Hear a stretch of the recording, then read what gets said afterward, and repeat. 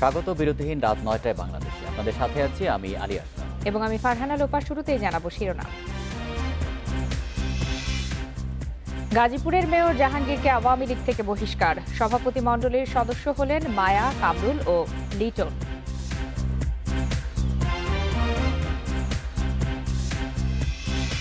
UP নির্বাচন নিয়ে থামছে না সহিংসতা। দলীয় প্রতীকে নির্বাচনী সহিংসতার অন্যতম কারণ বলছেন গবেষকরা।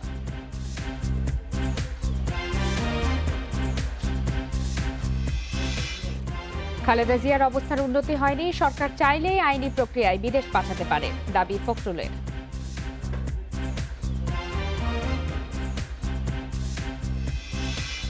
রাজধানীতে সবজির দাম কিছুটা কমলেও বেড়েছে মুরগির। নিত্যপণ্যের দাম নিয়ে ভোক্তার ক্ষুব্ধ প্রতিক্রিয়া।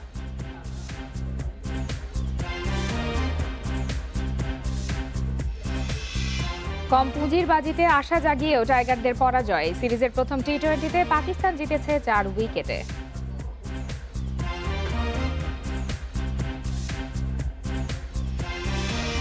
শিরোনামের পর এবার জানাবো বিস্তারিত।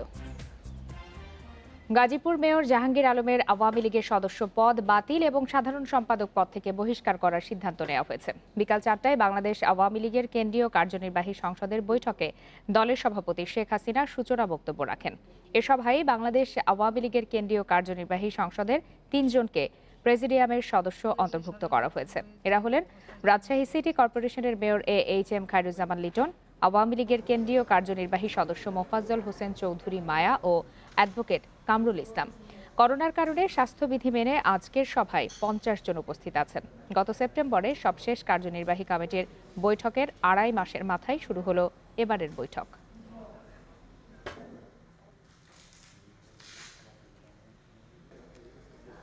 আমরা ক্ষমতা আসার পর 96 সাল থেকেই জনগণের কল্যাণে আমরা কাজ করেছি। বাংলাদেশের খাদ্যের স্বয়ংসম্পূর্ণ হয়েছে, বিদ্যুৎ উৎপাদন আমরা বৃদ্ধি করেছি, রাস্তাঘাট, পুল, ব্রিজ আমরা করেছি। আমরা গবেষণা করে করে আমাদের ফসল উৎপাদন বৃদ্ধি করা, আমাদের দেশের মানুষের জন্য আমরা সামাজিক নিরাপত্তা বেষ্টনী সৃষ্টি করে বিধবা ভাতা, বয়স্ক ভাতা, প্রতিবন্ধী ভাতা থেকে শুরু করে যত রকমের কাজ আমরা করেছি, বিনা পয়সায় বই দেওয়া। যশোরের শার্শা 2 চেয়ারম্যান প্রার্থী সমর্থকদের সংঘর্ষে 13 জন আহত হয়েছেন। তাদের মধ্যে 3 জন গুলিবিদ্ধ হয়েছেন। গতরাতে গোগা ইউনিয়নের 5 ফুলট গ্রামে এই ঘটনা ঘটে। প্রত্যক্ষদর্শীরা জানায়, নির্বাচনকে কেন্দ্র করে আওয়ামী লীগ সমর্থিত প্রার্থী আব্দুর রশিদ ও স্বতন্ত্র প্রার্থীর মধ্যে বিরোধ চলছিল।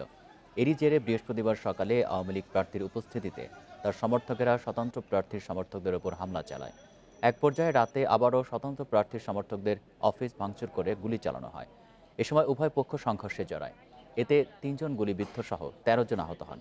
আহতদের স্থানীয় কয়েকটি হাসপাতালে চিকিৎসা দেওয়া হচ্ছে।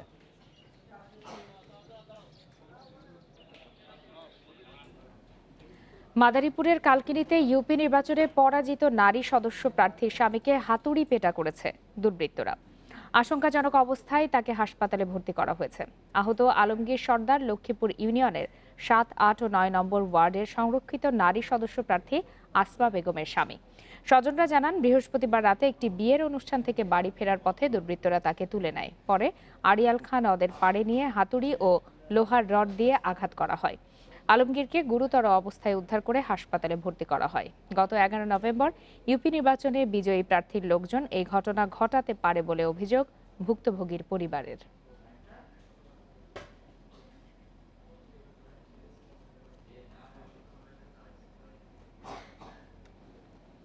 দলীয় প্রতীকে ইউনিয়ন পরিষদ নির্বাচন করাকে সহিংসতার অন্যতম প্রধান কারণ মনে করছে কোনো বেসরকারি গবেষণা প্রতিষ্ঠান। তবে এই মত একেবারেই ভিত্তিহীন বলে মনে করছে আওয়ামী লীগ। স্থানীয় সরকার গবেষকও একে সহিংসতার কারণ হিসেবে অস্বীকার করছেন। ইউনিয়ন পরিষদ নির্বাচনের দ্বিতীয় ধাপ শেষে চলছে তৃতীয় ধাপের প্রচার। 28 নভেম্বর অনুষ্ঠিত হবে এই নির্বাচন।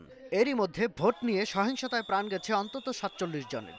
হামলার শিকার বা আহত হয়েছেন কয়েক হাজার মানুষ। ইউনিয়ন পরিষদের মতো নির্বাচনে কম বেশি সহিংসতা নতুন কিছু নয়, এমন মত দিলেও নির্বাচন ও স্থানীয় সরকার নিয়ে কাজ করা কোনো বেসরকারি সংস্থার দাবি, এই নির্বাচনে দলীয় প্রতীকের ব্যবহার সহিংসতার অন্যতম প্রধান কারণ। দলীয় প্রতীকের নির্বাচনের ফলে মারামারি, দলবাজি একবারে গ্রামে গ্রামে ঘরে ঘরে চলে গিয়েছে। দলের মনোনয়ন পেলে নির্বাচিত হওয়াটা প্রায় নিশ্চিত। তাই দলের মধ্যে একে অপরকে ল্যাং মারার চেষ্টা করছে, তাদেরকে মাঠছাড়া করার চেষ্টা করছে। তবে এই মতকে সরাসরি নাকচ করছে এই নির্বাচনে অংশ নেয়া রাজনৈতিক দলগুলোর মধ্যে প্রধান আওয়ামী লীগ। দলীয়ভাবে মনোনয়ন দিলে যেমনি একটা মোটামুটি শৃঙ্খলার জায়গাটা মানে ফিরে আসে, সেটা হয়তো তুলনামূলক বিচারে আমরা যতটা প্রত্যাশা করি ততটা হয় নাই। মার্কার জন্য এই বিবাদ বিসংবাদ হচ্ছে, এই ব্যাপারটি একেবারেই ঠিক না। কারণ এটা আমাদের স্থানীয় নির্বাচনের আবহমানকালেরই একটা চিত্র। স্থানীয় সরকার ও নির্বাচন গবেষকও দলীয় প্রতীককে সহিংসতার কারণ মনে করছেন না। দলীয় প্রতীকের প্রশ্ন আসেন লোকাল গভর্নমেন্টে, দলীয় প্রতীকের কারণে ভায়োলেন্স হচ্ছে, দলীয় প্রতীকটা উইথড্র করে নিলে ভায়োলেন্স হবে না, এটার আমি টোটালি বিশ্বাস করি না। কারণ দলীয় প্রতীক দিয়ে যে প্রবলেমটা হচ্ছে, এটা আওয়ামী লীগের নিজের প্রবলেম, এটা দলের প্রবলেম, এটা সমাজের প্রবলেম না। তিনি আরও বলেন, পুরোপুরি সহিংসতামুক্ত নির্বাচন খুবই কঠিন। তবে চলমান পরিস্থিতি থেকে মুক্তি পেতে সরকারের সদিচ্ছা ও নির্বাচন সংশ্লিষ্ট প্রতিষ্ঠানগুলোর গণতন্ত্রায়নের বিকল্প নেই। শাহাদাত স্বপন, ইন্ডিপেন্ডেন্ট নিউজ, ঢাকা। রাজধানীর এভারকেয়ার হাসপাতালে চিকিৎসাধীন বিএনপি চেয়ারপারসন খালেদা জিয়ার শারীরিক অবস্থার উন্নতি হয়নি। তার লিভারের সমস্যা জটিল রূপ ধারণ করেছে। খালেদা জিয়া জীবন মৃত্যুর সন্ধিক্ষণে আছেন বলে দাবি করেছেন বিএনপি নেতারা। এদিকে আইনের সুযোগ থাকার পরও সরকার খালেদা জিয়াকে বিদেশে চিকিৎসার অনুমতি দিচ্ছে না বলে অভিযোগ করেছেন বিএনপি মহাসচিব মির্জা ফখরুল ইসলাম আলমগীর। শুক্রবার ঢাকা রিপোর্টার্স ইউনিটে এক আলোচনা সভায় একথা বলেন বিএনপি মহাসচিব। তিনি বলেন, দ্রুত খালেদা জিয়ার বিদেশে চিকিৎসা প্রয়োজন। রবিবার থেকে রাজধানীর এভারকেয়ার হাসপাতালের সিসিইউতে আছেন খালেদা জিয়া। দীর্ঘদিন ধরে আর্থ্রাইটিস, ডায়াবেটিস, কিডনি ও দাঁত ও চোখের সমস্যা সহ নানা জটিলতায় ভুগছেন তিনি।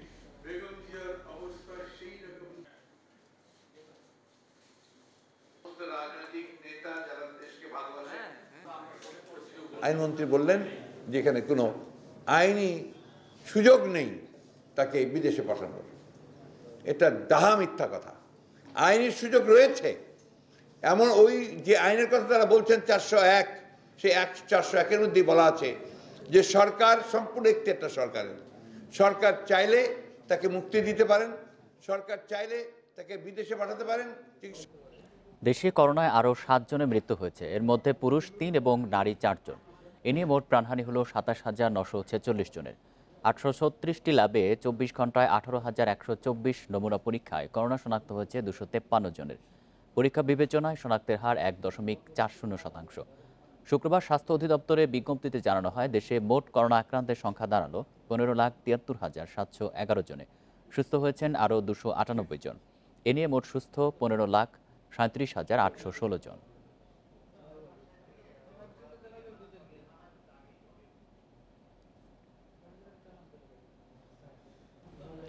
কড়াইল বস্তিতে প্রথম ডোজের টিকা দেওয়া শেষ হয়েছে আজ। শেষ দিনেও কেন্দ্রগুলোতে দেখা গেছে টিকা প্রত্যাশী মানুষের ভিড়। মঙ্গলবার থেকে ঢাকার অন্য বস্তিগুলোতে টিকা কার্যক্রম শুরু হবে বলে জানিয়েছে স্বাস্থ্য অধিদপ্তর। পর্যায়ক্রমে দেশের সব বস্তিতে টিকা দেওয়া হবে। কড়াইল বস্তিতে টিকাদানের প্রথম দিনে উপচে পড়া ভিড় থাকলেও পরে কমতে শুরু করে টিকা নিতে আসা মানুষের সংখ্যা। বস্তিবাসীদের টিকা নিতে উদ্বুদ্ধ করতে মাইকিং সহ নানা পদক্ষেপ নেয় কর্তৃপক্ষ। শুক্রবার কেন্দ্রগুলোতে আগের দুদিনের তুলনায় ভিড় ছিল কিছুটা বেশি। কোনো ভোগান্তি ছাড়াই টিকা নিতে পেরে খুশি বাসিন্দারা।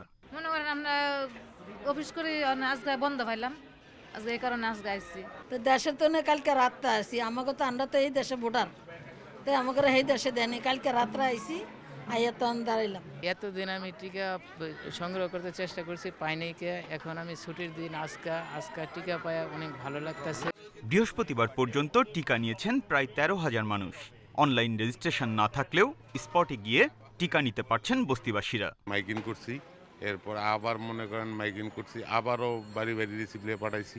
টিকা সবার জন্য দিতেছে, এটা তো অনেক আনন্দের বিষয়। সবাই পাইতেছে। চেষ্টা করছি টিকা দেওয়া নাকি, বলে কই যাবো কোন জায়গা যাবো, যা টিকা দেবো, এটা পরে বন্ধু এই জায়গাতে টিকা দেবো আর কি, সকাল ঢুকাই এই দিল না। এদিকে মঙ্গলবার থেকে ঢাকার অন্য বস্তিগুলোতে টিকা কার্যক্রম শুরু হবে বলে জানিয়েছে স্বাস্থ্য বিভাগ। ঢাকা শহরে আগামী সপ্তাহে ইনশাল্লাহ আমরা করতে পারবো, সেভাবে আমরা প্রস্তুতি গ্রহণ করেছি সিটি কর্পোরেশনের সাথে, এবং সিটি কর্পোরেশন সেটা আগামী সপ্তাহে হয়তো মঙ্গল বুধবারে হয়তো আমরা আশা করছি আর কি, ফাইনাল ডিসিশন মঙ্গলবারই আমরা রেখেছি। মঙ্গলবার থেকে আমরা ঢাকা শহরের অন্য এলাকাগুলিতে করব। এ কার্যক্রমে প্রথম ডোজের টিকা নেয়া সবাই 2 মাস পর একই কেন্দ্রে পাবেন দ্বিতীয় dose. Biprojit Chanda, Independent News, Dhaka. কিছুদিন কম থাকলেও বাজারে আবার বেড়েছে মুরগির দাম। সপ্তাহের ব্যবধানে সোনালী মুরগির দাম বেড়েছে কেজিতে প্রায় 10 টাকা। সুখবর নেই নিত্যপণ্যের বাজারেও। চিনির সরকার নির্ধারিত দাম মানা হচ্ছে না, বিক্রি হচ্ছে 90 থেকে 100 টাকা কেজিতে। তবে কিছু স্বস্তি মিলেছে সবজির বাজারে। মাংসের দাম আকাশচুম্বী হওয়ায় নিম্ন আয়ের মানুষের আমিষের অন্যতম ভরসা ফার্মের মুরগি। বাজারে ব্রয়লার ও সোনালী মুরগি বিক্রিও ভালো। ব্রয়লার 160 থেকে 170 টাকা কেজিতে কেনা গেলেও বাড়তি সোনালী মুরগির দাম। গত সপ্তাহে প্রতি কেজি সোনালী মুরগি 280 থেকে 290 টাকা পাওয়া গেলেও এখন তা 300 টাকারও বেশি। আর দেশি মুরগির কেজি 500 টাকা বা আরও বেশি। শীতকাল হওয়ায় বাজারে চাহিদা বেড়েছে হাঁসের। প্রতিটি হাঁস বিক্রি হচ্ছে 550 টাকার বেশি দরে। ইনকাম তো বাড়তেছে না সবার, হচ্ছে বাজার যেভাবে বাড়তেছে, যেমন তেলের দাম, চিনির দাম, ইভেন আমি যদি এখন নর্মাল একটা বিস্কুটের কথা বলি, যে বিস্কুট সেটা 10 টাকা বা 15 টাকা ছিল, সেটা এখন 20 টাকা হয়ে গেছে। বস্তাতে 500-600 টাকা বেশি, কোনো জায়গায় 700 টাকাও বেশি বস্তাতে। একটা বস্তাতে যদি আপনার 700 টাকা বেশি হয়, তাহলে খামারের 100 বস্তা মালে আপনার মিনিমাম 50,000 টাকা বেশি। স্বস্তি ফিরছে না নিত্যপণ্যের বাজারে। চিনি ও সয়াবিন তেল কিনতে হচ্ছে বাড়তি দামে। বোতলজাত সয়াবিন তেল বিক্রি হচ্ছে 155 থেকে 160 টাকা লিটারে। সরকারিভাবে চিনির দাম বেঁধে দেওয়া এখনও কাগজে কলমে রয়ে গিয়েছে। প্রতি কেজি চিনি বিক্রি হচ্ছে 90 থেকে 100 টাকায়। মধ্যবিত্ত মানুষের জন্য একটা কষ্টকরদায়ক। আগে চিনি 65 টাকা 60 টাকা ছিল, এখন চিনি হয়েছে 85 টাকা। এটা একটা মধ্যবিত্ত মানুষের জন্য এটা আয়ত্তের বাহিরে। কমতে শুরু করেছে সবজির দাম। সরবরাহ ভালো হওয়ায় শিম, মূলার মতো শীতকালীন সবজি কেনা যাচ্ছে গড়ে 50 টাকায়। কাঁচামরিচের দাম কমে বিক্রি হচ্ছে 60 থেকে 70 টাকা কেজিতে। তবে টমেটো, নতুন আলু কিনতে হচ্ছে প্রতি কেজি 120 টাকায়। Shahid Ahmed, independent News, Dhaka. 4 উইকেটের হারে পাকিস্তানের বিপক্ষে টি-20 সিরিজ শুরু করেছে বাংলাদেশ। টস জিতে ব্যাট করতে নেমে 127 রান করে বাংলাদেশ। আফিফ করেন সর্বোচ্চ 36 রান। টার্গেটে নেমে 17 ওভার পর্যন্ত ম্যাচ ছিল বাংলাদেশের নিয়ন্ত্রণে। শেষ দিকে শাদাব ও নওয়াজের ঝোড়ো ব্যাটিংয়ে স্বপ্নভঙ্গ হয়েছে টাইগারদের। তাতে 5 বল আগে জয় তুলে নেয় পাকিস্তান। সাইফকে দলে রাখার পর থেকে হয়েছে আলোচনা। সমালোচনার পাল্লাটাই ভারী ছিল বেশি। তার জবাব মাঠে দিতে পারলেন না এই ওপেনার। 1 রান করতে নষ্ট করেছেন 8টা বল। এর আগে ব্যর্থ হয়েছেন নাইম। তারুণ্যের জয়গান গেয়ে শান্তকে ফেরানো হলেও কাজে আসেনি। 15 রানে 3 উইকেট নেই স্বাগতিকদের। পাওয়ার প্লেতে সেই চিরায়ত ব্যর্থতা। এসেছে মাত্র 23 রান। মাহমুদুল্লাহ 6 করে ফিরলেও রানের চাকা সচল রাখার চেষ্টা করেছেন আফিফ। 36 করে ফেরার সময় বাংলাদেশ টানা 3 ম্যাচে 100-র নিচে অল আউটের লজ্জার সামনে। তবে মিডল অর্ডারে ভরসা দিয়েছেন সোহান মাহিদি। 2-4-2-6-এ সোহান করেন 28। মাহিদি আরও একটু মারমুখী। 20 বলে করেন 30 রান। তাতে 127 রানের পুঁজি বাংলাদেশের। মিরপুরের উইকেটে এই রানও তো চ্যালেঞ্জিং।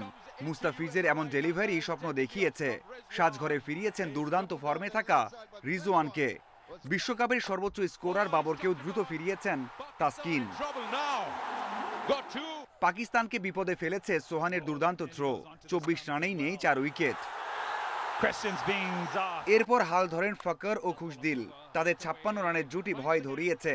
খরুচে তাসকিন ম্যাচে ফিরিয়েছে বাংলাদেশকে। ফকরকে থামিয়েছেন 34 রানে। লড়াই চালিয়ে যাওয়া খুশদিলও ফেরেন 34-এ। তাতে জয়ের দ্বার প্রান্তে চলে যায় টাইগাররা। টি-20 ম্যাচ শেষের আগে শেষ বলা কঠিন। মুস্তাফিজ 1 ওভারে দিলেন 15। তাতে শেষ 2 ওভারে দরকার 17 রান। শরীফুলের ওভারে 2 ছক্কায় ম্যাচ জিতে নেন শাদাব ও নেওয়াজ। লড়াই করলেও প্রশ্ন থেকে যাচ্ছে বেশ কিছু সিদ্ধান্তে। একাদশে বিপ্লবকে রেখেও বল না করানো তার মধ্যে অন্যতম। Mazharul Islam, independent news. বিসিবির বিপক্ষে কথা বলায় কারণ দর্শানোর নোটিশ দেওয়া হয়েছে মুশফিকুর রহিমকে। বিশ্বকাপের পর পাকিস্তান সিরিজ থেকে বাদ পড়েছেন। প্রধান নির্বাচক বাদের কারণ ব্যাখ্যা করলেও মুশফিকের তা পছন্দ হয়নি। নির্বাচকদের নিয়েছেন এক হাত, সেজন্যই বিসিবি কারণ দর্শানোর নোটিশ পাঠিয়েছে। জানতে চাওয়া হয়েছে এমন মন্তব্যের কারণ। 4টা টেস্ট ম্যাচ আছে, আমাদের কি player, one of the best cricketer আমরা চাচ্ছি, কারণ তামিম ইকবালের একটা ইনজুরি হয়ে গিয়েছে একটা সিনিয়র প্লেয়ারের, তো ওখানে ডাউট আছে টেস্ট সিরিজে পাই কিনা। তো সেই হিসাবে আমরা চাচ্ছি যে আমাদের বেস্ট প্লেয়ারকে সেই সময় সেরাটা দেওয়ার জন্য। মুশফিককে দলে না রাখার ব্যাখ্যা এভাবেই দিয়েছিলেন প্রধান নির্বাচক। বিশ্বকাপের পর বড়সড় পরিবর্তন আর নতুনদের সুযোগ দেওয়ার কথা ছিল, তেমনটাই করেছে বিসিবি। তবে নান্নুর বিশ্রাম ব্যাখ্যা পছন্দ হয়নি মুশফিকের। আবেগ ধরে রাখতে পারেননি, বিভিন্ন গণমাধ্যমে কথা বলেছেন মুশফিক। এক কথায় এক হাত নিয়েছেন নান্নু বাশারের নির্বাচক প্যানেলকে। বাদ পড়াকে মেনে নিলেও মেনে নিতে পারেননি তার সাথে কথা না বলে বিশ্রামের কারণ দেখিয়ে পাকিস্তান সিরিজের দলে না রাখা। গণমাধ্যমগুলোকে এটাও জানিয়েছেন মাশরাফি সাকিবদের সাথে যা হয়েছে সেটা এবার তার সাথে হচ্ছে। বিষয়টি পরিণত হচ্ছে ট্রেন্ডে। এমন মন্তব্য পছন্দ হয়নি বিসিবি কর্তাদের। বিসিবির নিয়ম অনুযায়ী কর্তাদের অনুমতি ছাড়া চুক্তিতে থাকা ক্রিকেটাররা গণমাধ্যমে কথা বলতে পারবে না।